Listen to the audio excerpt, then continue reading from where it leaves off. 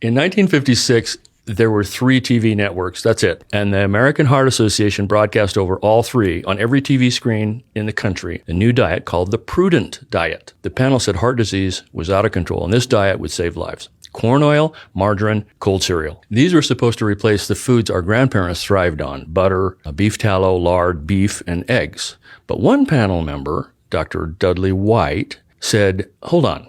Heart attacks were non-existent in 1900 when egg consumption was 3 times what it is in 1956. See here, he said. I started my cardiology practice in 1921 and didn't see a single heart attack patient until 1928. The fats were butter and lard back then, and no one had ever heard of corn oil. Dr. White knew something was off, but he was outnumbered. The leading voice that everyone chose to follow belonged to Ansel Keys. And his hypothesis was saturated fat from animals increased LDL cholesterol, which increased risk of coronary heart disease and death. And he based this on what he called his 7 countries study. Years later, it was discovered that his study started out with 20 countries, actually, but Keys excluded those countries whose data didn't fit his hypothesis. So fast forward to 1957, Dr. Norman Jolliffe thought he had the answer: a diet of corn oil, margarine, and cold cereal. He formed the Anti-Coronary Club to prove it would save lives. But in 1966, the results were published, and they weren't what anyone expected.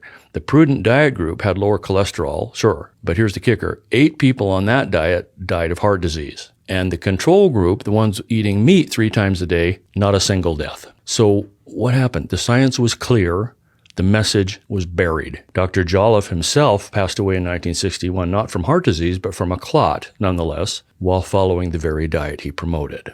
And his obituary said he died of complications of diabetes. The takeaway: don't let history repeat itself. Real, whole foods, like butter, eggs, and meat, are not the enemy. It's time to rethink what we've been told about fats and heart health. Trust your instincts and look to the wisdom of the past, because sometimes the best way forward is to go back.